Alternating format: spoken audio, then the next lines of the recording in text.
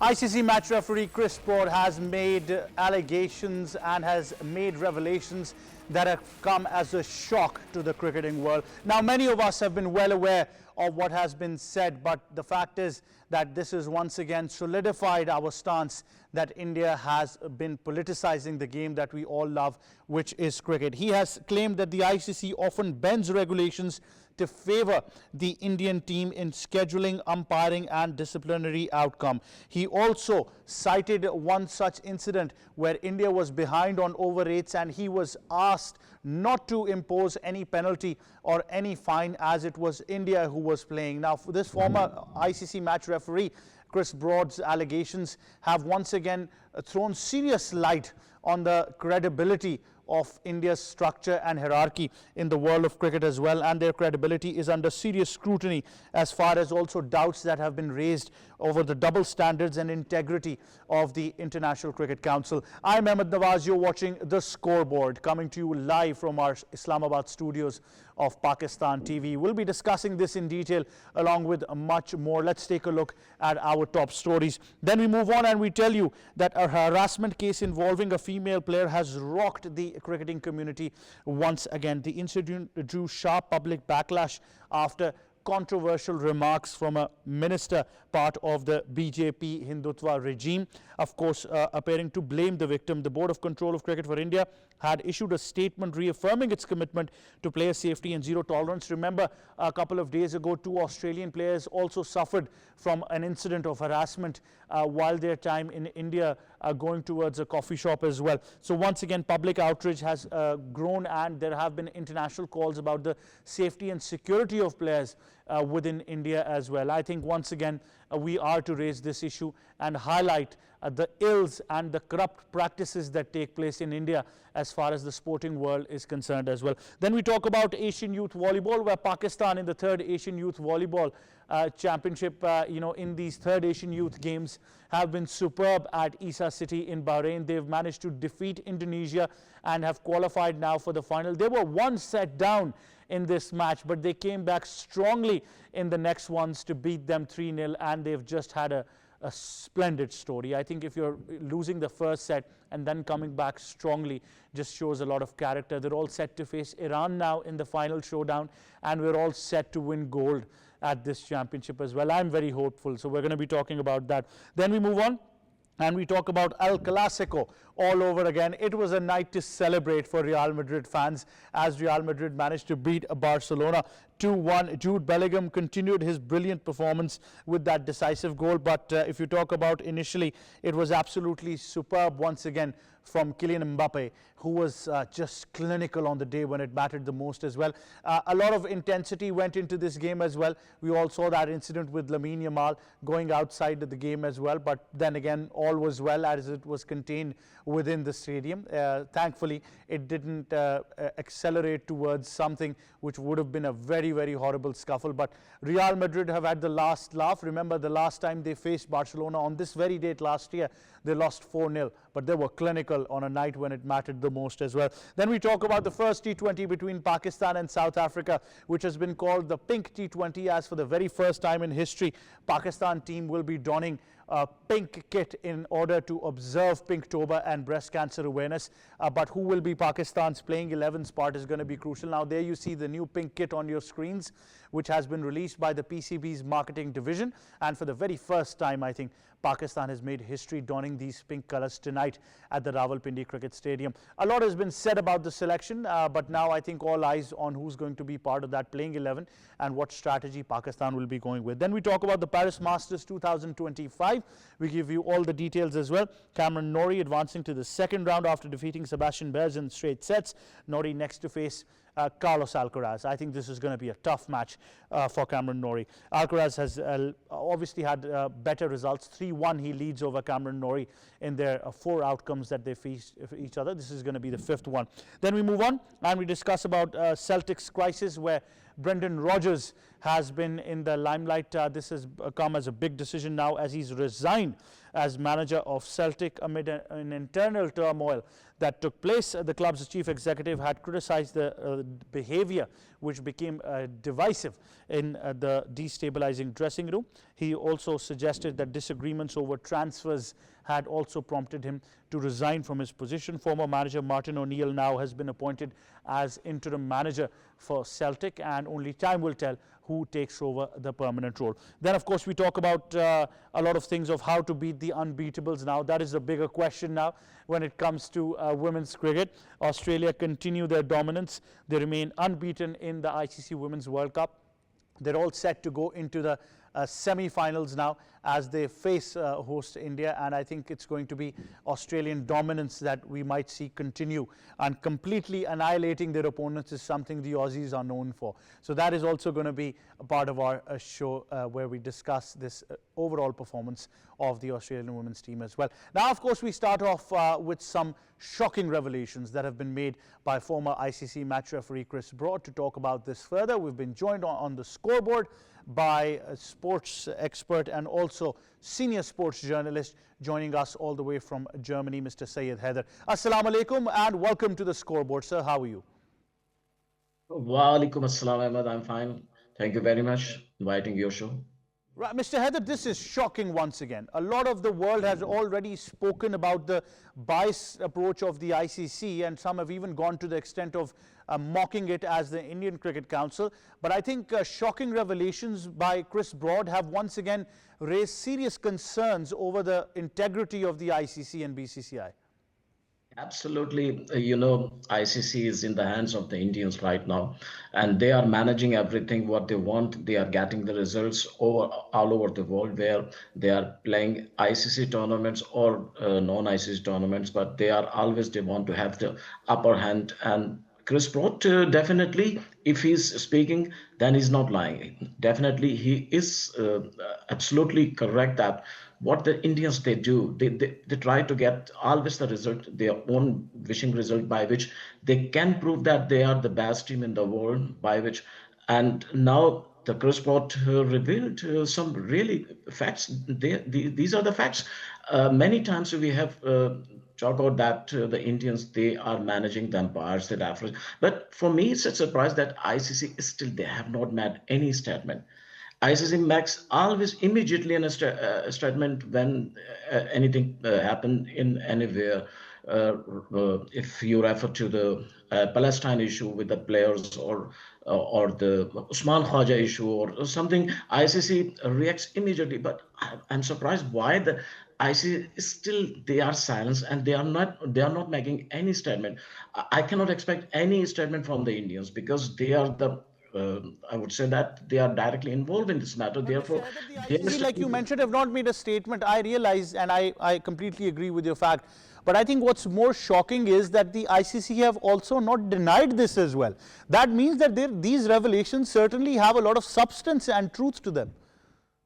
Absolutely, these revelations that ICC is not denying, and many times we have seen that whenever the referees or the match referee or the umpires, they have revealed something about India, ICC was totally silent, and now they are not denying. And if ICC will not make any reaction on this matter from the Chris Broad, then definitely we will get more and more things in cricket in future, that how the Indians are managing. We accept that most of the revenue comes from India, but it doesn't mean that you can manage everything. In past, we have seen when the India was not so rich in the cricket sector, then all the capital, it was from the Australia and England, but they have not done such type of the actions. But now what they are doing in India, and ICC is really, it's for me a sad moment that ICC is not denying, ICC is not making any word about it, and ICC is agree with these things what the Indians are doing. What in Asia Cup, what we have seen the circus in Asia Cup, definitely ICC should come forward and make something, but still they are silent and they are not making anything. So it means that ICC is a part and element of the Indian cricket board at this moment. Well, I'd like you to, also comment on the last T20 World Cup in USA as well, where a lot of people claim that India was given an unfair advantage of playing at one venue only, which gave them Because obviously in these revelations, it's particularly mentioned about the slow over rate where they were not fined and Chris Broad was told not to execute any disciplinary action. But at the same time, favors to them in scheduling has been a big reason why they've been very comfortable and been winning ICC tournaments. Yes, absolutely, absolutely. In Champions Trophy, we have seen the Australians. They make the words that the India is playing on the one venue, and they are getting the benefit of the one venue, one ground, one venue, and they are not traveling. And the Australia, England, and other teams, they were traveling by day. So it means that you are not playing cricket, but you are showing your power, your exercising of your powers in ICC, and you're destroying the cricket by which it. And if the ICC, other members of the ICC, they will not do anything, then definitely it will increase more, it will enhance, and the Indians, they will do more things. Like I think England, Australia, New Zealand, South Africa, they should think about it, by which you are not serving the cricket, but you are serving a country only who is looking to get all the powers in his hands.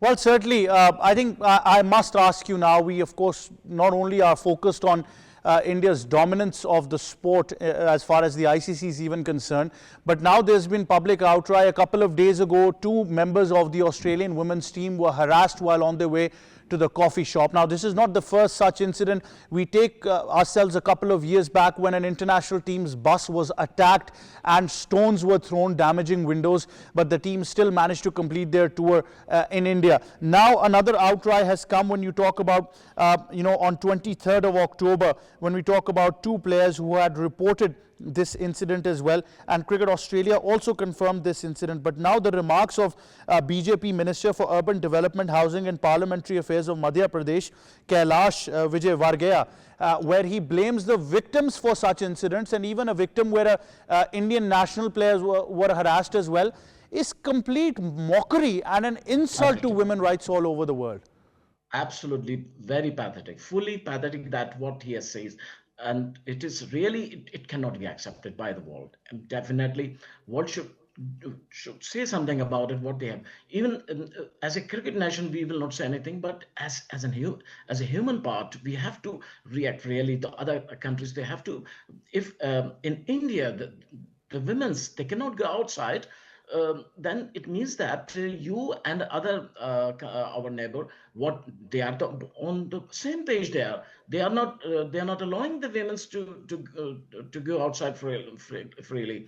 So I think the BJP minister's statement, really, it should be condemned by all the nations. All the world should condemn not only the words of this BJP minister, but also the government of the India, because he is he's an element of the government. I think he is a spokesman of the Indian government, and Indian government is not denying with his words, and they have not, and even BCCI, they have not made any statement. The government and the other part of the people, they are concerned with this matter. They have not. So it means that you are trying to show that what is the importance for us, and what we are carrying. It is our matter only. If you are coming to India, you should be like a slave here in India, and you have no care, no special care, no attention, and your lives are insecure. I think if the teams are going to India, Australia should make a real protest against the words of the minister, and against this happens what happened in India with the women's cricketer. Australia should make a heavily protest against such things. Well, absolutely, and I think the statement was as embarrassing. He made these remarks while saying that the players should have informed local security, and it's a lesson for the players. I think, my goodness, last time Australia has been very vocal of the state of women's sports in Afghanistan, and they cancelled a tour there. But I think if they don't act upon this as very vocal, I think it would really be embarrassing. But thank you very much, SYED HAIDER, for joining us on the scoreboard. Right, of course, we also have to update you about El Clasico, why I'm so happy, because I think it was a night to celebrate for Real fans. They've been a bit under the radar and under the shadow of Barcelona, but this time, despite having only 32% possession, they ended up winning the match. Imagine a team having 68% possession and being able to score only one goal is just shocking. Total shots, 23 by Real Madrid, only 15 by Barcelona, with 10 of them on song. But I think Real Madrid, with an average of 3.60 for goal scoring, were absolutely in this game with a pass accuracy of 81% and 12 corners. Barca should be very, very disappointed with their performance. Kylian Mbappe opened the scoring line. He was just clinical when it mattered the most as well, and what a goal it was. He, although scored majority of those goals, ended up two or three times probably offside, and of course those goals were ruled out offside as well. But I think once he opened the scoring, he was just brilliant, and we're going to be talking about this in detail when we talk about the table as well. Now they lead Barcelona by 5 points with 10 matches and on 27, 22 for Barca, and Villarreal and Atletico Madrid at 3-4 and Espanyol at 4. But then again, Jude Bellingham, I mean, what a fantastic player. Unmarked completely in the box and just had to tap the ball in. Nobody there to probably check his shot or defense. I think poor defending by Barcelona, simple as that, and they really had no chance in the game. And I think Real Madrid really did their homework. Despite giving them 68% possession, their defense was absolutely clinical.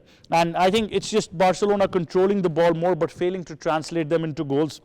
And like I said, a red card at the end as well to Pedri was just sheer frustration, highlighted the frustration going on into the camp as well. And then, of course, we talked about Lamine Yamal's scuffle as well, where he failed to deliver on a night that mattered the most. But on the other end, if you talk about the last time they faced each other last year, they ended up losing 4-0. But this time, I think revenge was bitter, but it was sweet.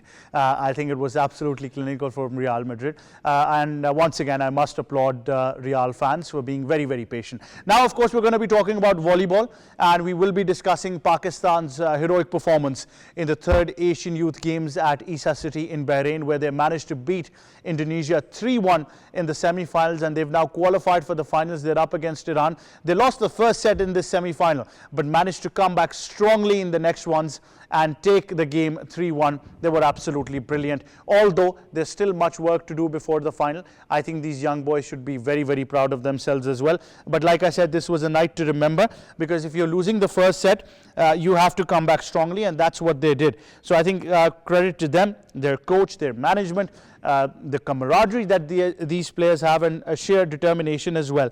Of course, if you talk about set 1, Indonesia winning 25-22, set 2 Pakistan 25-12, set 3 Pakistan 25, Indonesia 19, and set 4 Pakistan 26, Indonesia 24. A lot of response has been in there, including standout players, which included Khizr Hayat, Mohammad Yahya, Mohammad Anas, and Ajmal Junaid, who were absolutely brilliant. Serving, defensive stability, and tactical adjustments after the first set were made, and they managed to give us a better performance even after losing the first set. They're now into the finals, where they'll be facing Iran, and the nation right now is just looking towards a gold medal, nothing less.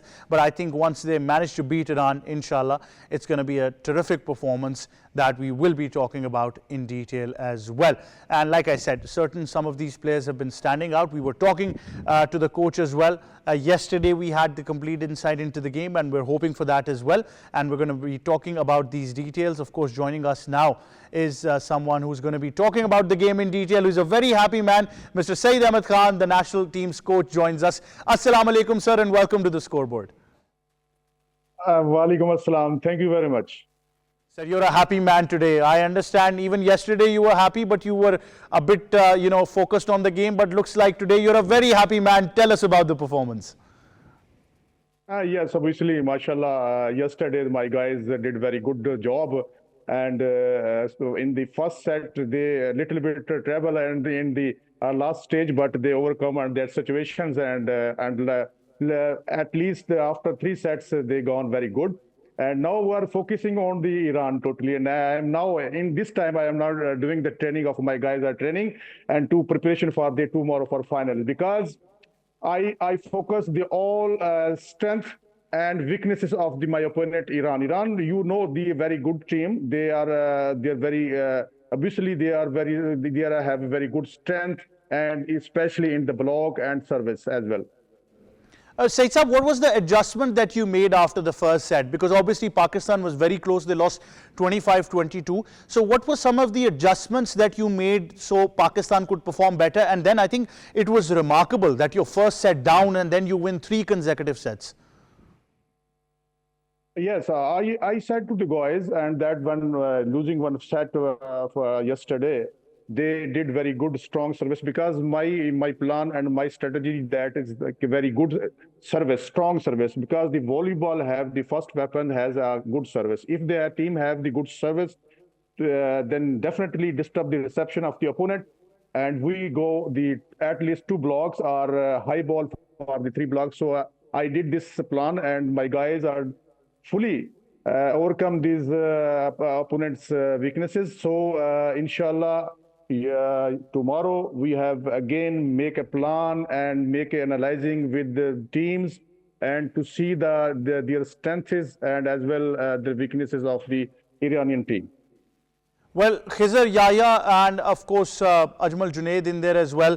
How remarkable has their performance been, and including Anas as well? How happy are you with their performance, and how important is it for them now to be the key players tomorrow in the final? Yes, my all guys are ready, very excited to play the final against Iran.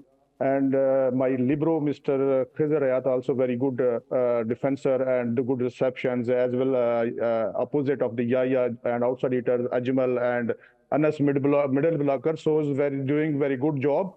And I am very hope and to inshallah, these guys are very excited to perform in tomorrow final, because as compared the Iranian middle blockers and Pakistani middle blockers are same. There's a difference. Only one middle blocker of the Iranians is very near about the 2 meters.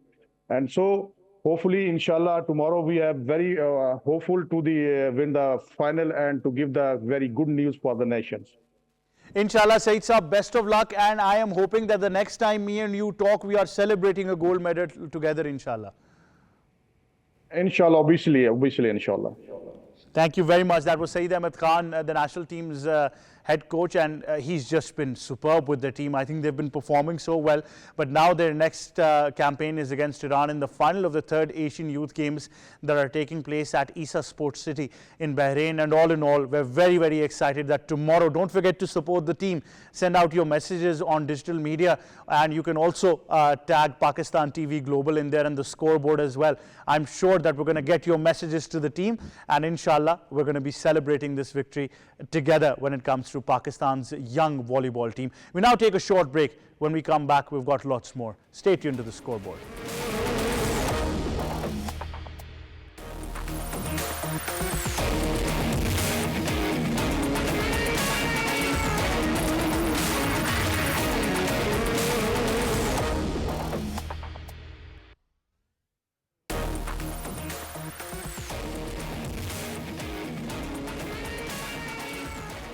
Welcome back to the scoreboard, and now we're going to be taking your focus to cricket. Pakistan is all set to face South Africa in the first T20 international of the series. Now, this is a symbolic test match and it will go down in history.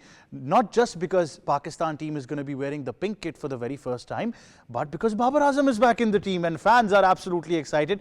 But before I say anything about the match and I give you the expert's opinion, I just want to make something very, very clear and request to all fans of cricket out there.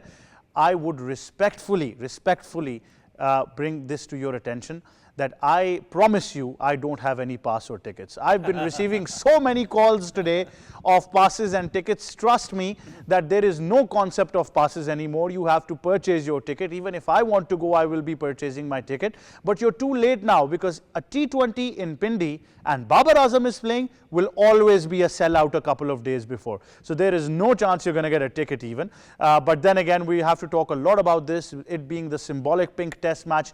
Pakistan cricket team, of of course, creating that awareness and observing Pinktober as Breast Cancer Awareness Month as well. But also a lot to talk about as far as the selection and who's going to be in the playing 11 is going to be the big question. Talking about this and much more, joining us in studios is international cricket commentator, broadcaster, presenter, and of course our sports expert and fellow anchor K. Asif Ahmed. Assalamu alaikum. Welcome to the scoreboard. Wa alaikum assalam, Ahmed. How are you doing? I'm very well. How are you? I'm very well. Thank you very much. Excited for a pink test match for the very first, pink T20 rather, for the very first time. Yeah. We had a pink test match before. Yeah. But Pakistan team is making history. Now I'm stuck between whether I want to focus more on Pakistan team wearing the pink kit, or is it more that Babar Azam is going to be playing? I think that, of course, that, you know, the importance of pink ribbon and the pink color, it's really important. And that's why Pakistan Cricket Board is giving importance to the color, and Pakistan is wearing pink shirts. Now coming back to the Babar Azam, it's really important. You know, we're living in Babar Azam era where everybody wants Babar Azam. I was commentating in Qaid Azam Trophy and guys were standing outside and they asked me that, will Babar Azam come to play the domestic cricket as well? I said he's not coming right now because he's, of course, he's with the national team. But if he was, I bet it would have been a jam-packed stadium. I think that, that would be a cruising day for the domestic cricket. But let's talk about the selection now. I think for once I'm very happy that Mike Hessam has been very vocal of the selection. But I'm going to be a bit critical first and then I'm going to come to the good things about the selection. My first critical point is that we've gone back to Usman Khan and he's talked about Mohammad Haris not performing. That has given a very bad taste to cricket fans and experts. That means that we're looking at no other wicket-keeping option if we're going for the same one over and over again. Ahmed, right before the show, I was just checking once again the stats of Usman Khan. And I was just trying to understand that what happened to the Usman Khan stat. He only, if you see his international career, averaging 14. And then we have a very good wicketkeeper batter, that is Hasibullah. Hasibullah went to England to play his county cricket. He has been asked to come back and he came back. He is playing first-class cricket, scoring there, scored 50 in his first game in the first-class season. And then if you're not calling him, it's injustice. And you're bringing back Usman Khan without any performances. Who's already tried and tested. And you're telling to Fakhr Zaman to batter your technique. And you're bringing Usman Khan. I mean, it's a mockery once again. But I am also confused, you know, when they say that we've brought him back because he's got a good technique against spin. He's been horrible against spin for me because what is the quality spin that he's faced over the past year? The selection committee, Aqib Javed and the head coach, they should read out that what is the basic technique. Sorry to say, if Mike Hassan is saying that he is good against spinner and he has a very good footwork and he's a very good technique, good hand-eye coordination, each and everything, then please, they are not good with the basics. Usman Khan tried and tested, and in your show, I said that he's not an international stuff. You're giving him chance again. I think you're ruining the career of Hasibullah. Ask this question to Hasibullah. Why you are performing in domestic cricket? Why you're performing in list A career? You have a very good list A career. And then if you're not been asked to come and join the Pakistan cricket team, please, it's emotional for him, of course. And Pakistan Cricket Board, Pakistan cricket team, they should think that Usman Khan tried, tested. If he come back and playing good cricket in Pakistan on the surfaces like Rawalpindi Cricket Stadium or in Lahore, and if he scores well, what will happen when he'll go to the South Africa, when he'll go to the New Zealand, where your technique must be tested. So Hasibullah is a very good player. I think South Africa would have watched that press talk and they would have thought, okay, he's good against spin, we're going to put fast bowlers against him and we're going to get him out. But I think that is just... that's the difference, you know, that whenever you talk about that, if there is a right-handed batter, bring left-arm spinner. If there is a left-arm batter, bring right-arm off spinner. But it's not international. I want to talk about the hypothetical playing 11. Now, Mike Hessam has made it clear that Babar Azam is going to bat at number 3. Sahibzada, Farhan, Saim are going to open. Babar is coming at 3. Number 4, you have to bring in Usman Khan. What about Abdul Samad? What about Hassan Nawaz? That's the question I'm going to go to. 5, most probably Salman Ali Agha. 6, they're going to go with Hassan Nawaz. For me, there's no point of bringing Abdul Samad into the squad if he doesn't get into the playing 11. Well, I mean, it's a very genuine question that if you're raising this point that... I'm a genuine guy.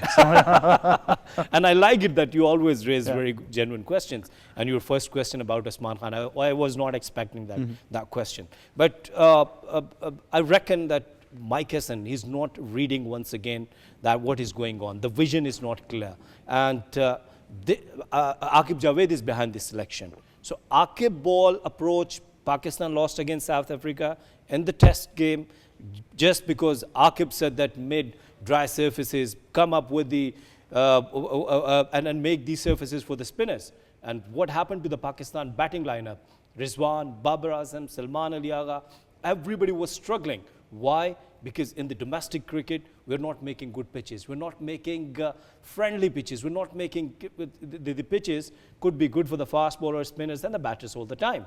So the Mike Hessen, I think once again he's making a big mistake, bringing back Usman Khan and Abdul Samad there. So you have no more option than Abdul Samad coming on number 5, number 6. And if you have only 2-3 overs, and then when you will say after the game. I mean, a lot of cricket experts have said the only person they feel is a misfit into the team. They've even gone to the extent of calling the skipper a misfit into the team. Well, once again, a huge debate about the skipper. And actually, you know, the cricket experts first elaborate them. Either they are the expert or not. Or quacks. Or the quacks. So when we see that the people, a guy, he narrated over the X that Salman Ali Agha is not fit for T20 cricket, but the way he scored 50 in Test cricket, I think he justified his place in T20 cricket. Now tell me what kind of suggestions these are. And he claimed himself that he is a good cricket expert. One thing. Second, Ahmed, Salman Ali Agha, we have only one choice. Do you have any other choice? Please share with me. Well, another one that we're now going to be stuck with is if we don't play Usman Tariq. Once again, if we go with Abrar, I think that will be a serious question mark of you're not playing players based on their prime form. Usman is a bit of a mystery because of his delayed action, which is unusual. I hope it's not suspected first of all, but the fact is that if you've got this is the best chance to play. But I was talking to a lot of people who were very, very skeptical because they believe that 100 days to go until the T20 World Cup, and once again we're still not sure of what's going to be our squad. Ahmed, you have raised a question about Salman Ali Agha. I have asked you, please give me any other option. You do not have, to be honest. Do you have? For captain? Yes. You might see a skipper coming directly into the team. Please, I'm asking about yourself. Do you have any? No, I don't think so. I think that's the only option right now. The only option, and please now for the next 100 days support him. This is Pakistan cricket, 1 minute up, 1 minute down. As you're saying, we don't know that on the last moment we'll change the skipper and Shaheen Shah Afridi will be the skipper. I'm going to come back to you because I'm going to take your predictions because I've heard this overall, if you look at this prospect and then you move on and you talk about the fact that what kind of cricket Pakistan is going to be playing, somebody's asked for 200 plus runs today. Intent. No, but I don't know if that is both teams combined or one team combined. But I'm going to come back to that. Of course, we're going to be talking about the Women's World Cup where we've got the top 4 now. Australia are all set to face India in the second semi-final, but England are in there in the first semi-final up against South Africa. Now, this is something to watch out for because Australia's dominance continues. To talk more on this, we've been joined now on the scoreboard by cricket writer and expert Amal Nadeem. Assalamu alaikum and welcome to the scoreboard. How are you, Amal? Walaikum Assalam, Ahmed. I'm doing very well, and how are you? I'm doing fantastic, Amal. We've got the top 4 now, but one question really stands out is that, is there anyone who can stop the Aussies at this moment? Ahmed, the interesting fact is that Australia is one of the most successful teams in the whole cricketing world, both men and women combined. So they do get that edge that throughout the years they have won the title for the most times. And it has either been England or Australia that have won the title. Only once was the time when New Zealand won the title. So Australia is a commendable team, and I think that for anyone they have to bring their A game up to play against Australia. Now, if we talk about Indian team has also been very much consistent in a way that they have put in a lot of efforts, starting off from their domestic circle to then their franchise cricket and then developing new players.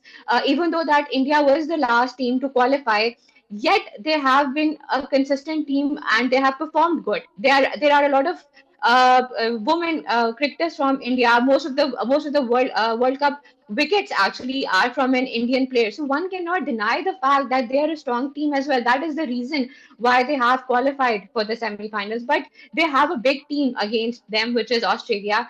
And I believe that you cannot just simply say that Australia is going to win. But of course, that if one team has the edge, that is Australia. But I think that India What has about all South that is Africa required now? to put up in I them want to pressure. take your comments, Amal. I want to take your comments very quickly. I'm sure on time, of course, but I want to take your comments on South Africa. It's been a dream run for them. Maybe South African fortunes are changing. They won the World Test Championship for the very first time. Maybe the women's team can surprise all of us. Of course, they can, of course. But like if you talk about the previous stats, England and South Africa have been against each other 40 more times, and England have won 30 or more matches out of them. So obviously, if you talk about the history, England does have an edge over here. But the way South Africa has played this World Cup, they were one of those early teams who were very comfortably qualifying for the semi-finals. So of course, they can change the dynamics and become a new team who have won the World Cup, because like I've mentioned, it's only been mainly two teams that have won the titles in the previous years. Absolutely. Thank you very much, Amal, for joining us on the scoreboard. Amal, of course, has made her call, but she still thinks that there's got to be someone to challenge the Aussies. It's going to be very, very unlikely. Now, K. Asif, before we go, the fans want to know your prediction because, like I said, I have an update that the Pindi pitch might be a belter. I don't know whether dew factor would be there. These days, it's a bit dry right now, but maybe it might come into play. What's your prediction for tonight's game? Well, I'll go straight away with the Pakistan without any doubt, because you know that Pakistan will enjoy the home crowd. Bat first, home ball ground. first. I'll tell them bat 1st. Yes. You've always been a fan of batting first. Yes, of course, we are not good in chasing. So what's the total you're looking at? Because Mike Hassan said 170-80 would be a good total. Mike Hassan said no more average totals. We have to go beyond that now. Then you'll have to play good cricket with the good intent, and you have Salman Ali Agha skipper. Once again. But thank you very much, K. Asif, for your analysis as well. But I think I agree with you. We have to select Pakistan. There's no other way over here. But then again, I think Babar Azam's performance once again is going to be under the radar, and a lot of people would expect him to perform. All of us too. We want what's best for Pakistan team at this moment. But nonetheless, I think it's going to be a spectacular match. Pindi has always been a fantastic crowd, and I'm sure they're going to live up to the expectation, not only supporting Pakistan, but supporting the opposition team as well. That's always been a hallmark of Pakistani fans all over the country. With that being said, that's all we have time for from me and my entire team. Until our next edition of The Scoreboard, it's goodbye for now.